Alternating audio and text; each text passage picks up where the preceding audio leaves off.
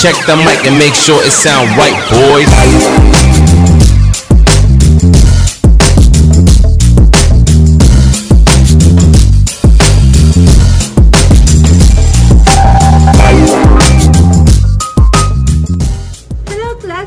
Welcome to my YouTube channel, Dailyn Vlog. And sa mga bago nga po na padaan, nag-share ako dito ng mga simple YouTube tips and edit tutorial na I hope makatulong din po kung nagsisimula kayo sa inyong mga kanya-kanyang YouTube account.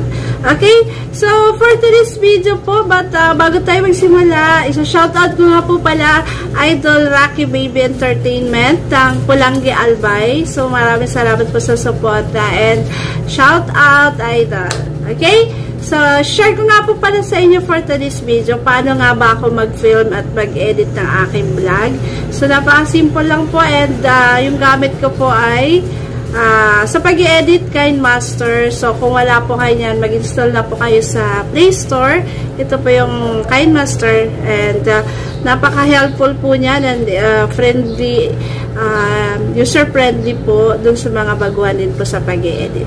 Okay? So, una, tips ko po kung paano ako nag-perform na akong vlog. Una po ay kailangan natin yung lighting. So, sa akin po, hindi nyo na kailangan po ng ring light or kung maliwanag naman po yung time ng pagbablog ninyo, mas maganda po yung natural na light po. Kagaya sa malapit sa bintana or kagaya ngayon, naka-break time tayo, naka-open lang po yung pinto ng locker namin. So, yun po. Pero kung medyo madilim naman po, mas maganda nga po na may ring light. Sa bahay, meron pa ako noon, pero hindi ko na siya masyadong nagagamit. Okay? So, yun po ang importante para maliwanag po yung inyo pong view ng vlog. Okay? So, pangalawa yung framing po. So, ibig sabihin po, kapag gantong tutorial po, kailangan nakahiga yung phone or naka-landscape. So, si YouTube po ay 16 by 9 ang sukat para, kasi pag nakatayo po yung sa mga shorts video natin, pag in-edit natin yan sa regular upload, may mga black sa kabila ang background, diba?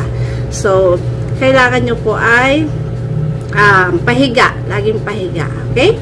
And, para po stable po yung inyong pong pagbablog, so, kagaya ko po, papakita ko sa inyo yung ginagamit ko. So, meron tayong binili na, simple lang po, selfie stick. Binili po ito na eldest ko. Kung wala naman po, pwede nyo naman hawakan. And then, kung kailangan nyo talaga ng kamay, murang-mura lang po yung mga gantong So, pwede kayo mag-order po sa TikTok or any po na meron. So, ngayon, ayan po yung ginagamit ko. Okay? So, yun po yung selfie stick, yung gadget po na kailangan din natin na i-provide kung gusto nyo po na stable yung camera po ninyo. So, kung wala naman po talaga, i-place nyo lang po siya sa lugar na stable or hawakan nyo po ng dalawang kamay. So, pwede na po yan. So, nung wala rin tayong ganyan, laging kamay ko lang po yung hawak ko. Hawak ko lang siya sa kamay ko. Okay? So, pang-apat ko po na tip. So, na lighting, sunod framing, tapos yung gadget nga po natin kung kayong gusto nyo stable. And pang-apat, kung paano ko ini-edit, yun nga po, install nyo yung KineMaster. And isi-share ko po yung screen record, kung paano, recording, kung paano ko po yan ini-edit. And sa ating KineMaster, or KineMaster, nasa sa inyo po yan. So, since sa YouTube natin na regular upload, para walang black sa side, so, press nyo po yung plus sign, then piliin nyo po yung 16 by 9. Okay? So, ganyan. So, una-una po, kung mga bago lang po kayo gagamit ng KineMaster po, punta muna kayo dito sa, parang sa bahay na po yan. So, lahat po ng laman ng KineMaster ko, kasi pag bago installed, wala po siyang mga laman. So, lahat po dyan, ano nyo po yan, i-download nyo po. So, may mga bago na nga po pala sila, so hindi na ako nakapag-download. So, lahat po yan, color, artistic, blur, lahat po yan, ko yan, dinownload ko yan. Tapos dito naman, yan, mga 3D, yan. Yan, kung gusto mo mga mga animation, dito naman meron tayong mga, yan, kagaya yan, mga hearts, yan. So, pwede kayong yan, kung gusto nyo ganyan, gaganyan nyo lang siya, i-download nyo lang. Kung may napili kayo, mapupunta na yun sa KineMaster po ninyo. Yan. So, installed agad. Ganyan yung makikita nyo. Yan, o, diba? So, paano ginagamit yan? Sa mga intro nyo, for example, i-apply natin sa intro. So, lahat nandiyan ha, i-explore nyo lang itong KineMaster nyo sa font. Meron tayong lahat dyan. So, gusto nyo mga ganyang font, i-download nyo po yan. Okay? So far, meron na ako yan kasi masipag ako dati mag-download yan mga yan. Okay? So, nandito na tayo sa harap ng ating KineMaster. So, for example, yung intro natin kanina. Kunin natin. So, habang ginagawa ko po pala yung voiceover, naka-screen record syempre. Okay, so for example, yung intro natin na to.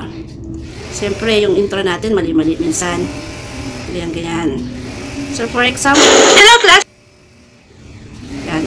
Classmate, welcome to my YouTube channel, Daily Vlog. Mali yung ano natin, siyempre may mali tayo. So, itatap nyo lang, for example, yung video nyo, tap nyo ganun, dapat magkukulay dilaw siya. Then, yung ano na to, yung, yan. Yan, so, yung pencil na to, yan, ay pencil, scissor, pencil tuloy, yan, kung kunwari, for example, yung nasa left side natin is may mali, i-split nyo lang siya, yan, so yung isa, i-delete natin, yan, for example lang yan ha, yan, delete nyo yan, tapos, kung hindi naman, pwede rin i-trim natin, to the right, to the left, naturo ko na rin po yan dati sa inyo, okay, and then, for example, gusto nyo rin yung dinownload natin, dito naman yan sa layer. Okay? So, napupunta yan sa mga overlay natin. Yun. So, nadagdag sa hearts natin. Ayan o, 3D hearts. Ito, 3D heart birds, for example. Pindutin natin yan ganyan. Gaganyan siya. O, see? May ganon. For example, may pasabog sa intro natin. May ibang kulay yan o. Meron ganyan. May ganyan. Anong maganda dyan? Yan, ganyan. So, kung gusto niya ha, lagyan ng ganyan. So, pinagawa ko yan dati sa ano ko, sa intro ko dati, yung sa tutorial vlog ko. For example, mag-apply tayo ng overlay para maganda tong heart burst natin. Ito, yan.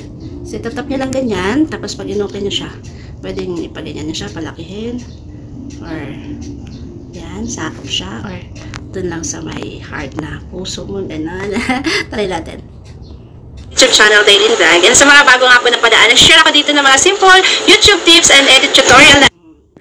So, ganun lang yan. So, paano naman maglagay na ano ng YouTube channel natin na yung name. So, dito pa rin yan sa layer, din sa media. So, ako diba lagi ako may nakalagay na Daily Vlog. So, naka-edit na po yan dito sa ano ko. Yan. So, since purple yung paborito ko po. Yan. So, ganyan lang siya. Ito-drag nyo lang po. Pindutin nyo yung name. Tapos, lagi may ganyan yung ano natin, diba? Yan. So paano yan pagalawin or hindi mawala agad? So pag gusto niyo na medyo may dito sa in animation o dito sa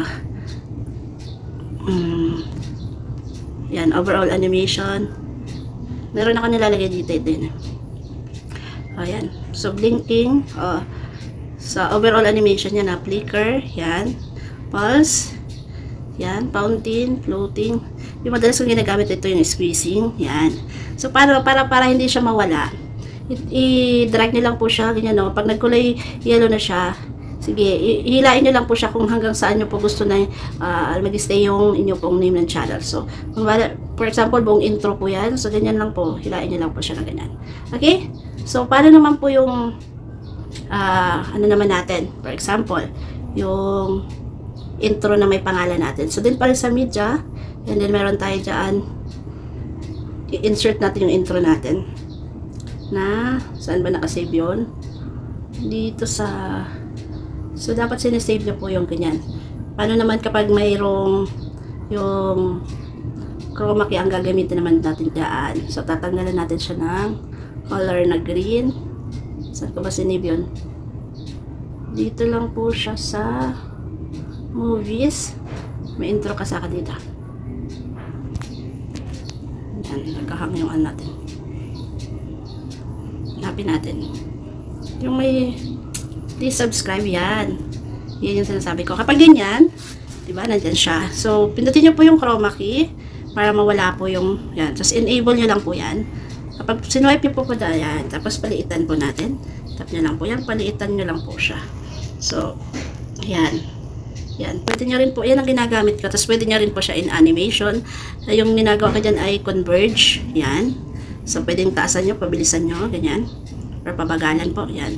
For YouTube tips and edit tutorial na tanggalin nyo ng sound, ganun lang po sa volume. And ganun na siya para di ma-disturb. For YouTube tips and edit tutorial na I hope makatulong din po kung nagsisimula kayo sa inyong mga kanya-kanyang YouTube account. Okay? So, tinatiming ko rin kasi pag may nagre-ring na yung bell. Dito sa audio naman po. So, make sure po na dina-download nyo po yan. So, ako meron akong ganyan na dinownload. Dito sa album tayo, sa download tayo. Yan, yung boxing bell. Meron na ka dyan. Ito naman, i-timing natin. Kanya-kanya. Okay? So, for today's video po, so, ganun lang po. So, dapat may marong ganyan. Dina-download nyo lang yan. So, na-tutorial ko na rin yan dati kung paano tayo kumuha ng mga sound effect na walang copyright. So, ganun lang po. And then, kapag okay na po yung ano nyo, pwede nyo rin siyang i-filter. So, sa akin kasi is, yan. So, yung mga effect din tayo dyan. Yun. Pwede nyo siyang gawa ng filter or yung clip graphics natin na tinatawag ito. Yan. Pag pinress na po, dapat yung video nyo magkukulay dilaw. Tapos makikita nyo po yung color filter. So, pwede nyo filterin ganyan kung sobrang pula. Yan. O, kasi hindi ko masyado nagpipilter pag gano'n dyan. Tapos, kapag okay na, then dito naman sa yung clip graphics naman yan na. Buo naman yan na malalagyan sa lahat. Ayan. So, nasa sa inyo yan kung lalagyan nyo po. For example, dito na. Yan. So, buong ano yan, meron siyang ganun. YouTube channel Daily Vlog. And sa mga bago nga po na padaan, nag-share ako dito ng mga simple. So, nasa sa inyo lang po yan kung ano po. And then, kapag okay na, for example, lahat. Okay. So, paano naman kapag may, ano naman tayo, may in-animation po. For example, magdadagdag tayo ng, yan. For example, nandyan.